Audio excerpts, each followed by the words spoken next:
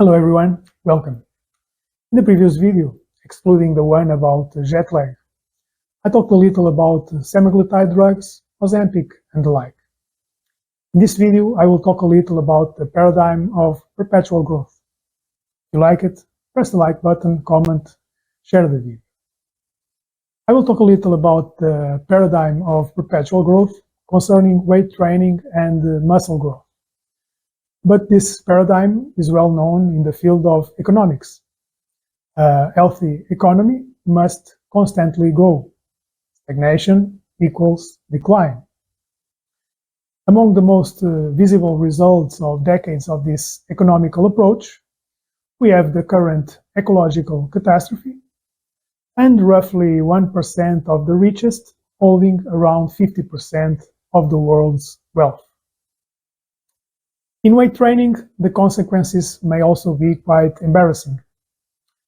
Those which concern me the most are abandonment, performance-enhancing drugs, and prejudice. Why do I mention a paradigm of perpetual growth in weight training? One thing at a time. Building muscle mass properly takes a lot of hard and smart work. Smart, of course, excludes performance-enhancing drugs. But losing muscle mass is awfully easy. This is almost unfair, but it's nature doing its job. Many circumstances may cause that muscle mass loss over time. The most usual ones probably are injuries, illnesses, and stress. When we define our season's training periodization, we should foresee this possibility and have a contingency plan for those cases. That plan should allow us to recover as much as possible of the lost lean mass. Now, if we frequently lose muscle mass, we also frequently have to try to recover it. And this can be seen as a need for perpetual muscle growth. This is not what worries me.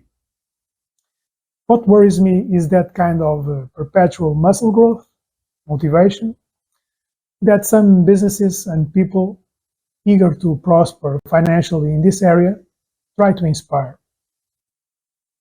They need customers, and the main bait they use is to present the appearance of the Incredible Hulk as a goal everyone should achieve. As I often said in previous videos, weight training is almost indispensable nowadays to prevent sarcopenia, to optimize performance in every sport, to recover from injuries, to fight mental decay, etc. However, weight training is most certainly not indispensable to show a big biceps under your short sleeve, because that in itself is not indispensable. Many would even say that having such a goal is pathetic.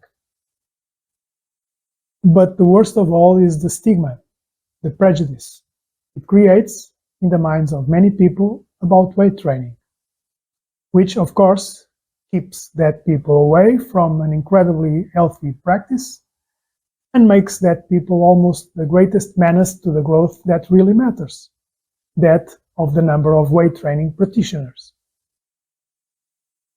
And other harmful consequences exist. One is abandonment. Those who engage in weight training but get demotivated, frustrated, because they either don't like Incredible Hulk, or if they do, they like him only on movie screens. Last but most definitely not least, the absurd recourse to performance-enhancing drugs from increasingly younger ages. These drugs make it much easier to face the weights regularly, but not in a sustainable and/or healthy manner. One of my main references concerning nutrition frequently says that, particularly when we are closer to become senior citizens, things growing in our body are usually a very bad sign. Nevertheless, if growth is your motto, there are 3 things you should always try to grow. Can you guess what those things are? Of course, consistency, discipline, and willingness to learn about physical activity. Next, you will be able to see a few images of my tennis training session. These images show a lot of running in the beginning, followed by a more technique-focused phase, and some endurance work to finish up.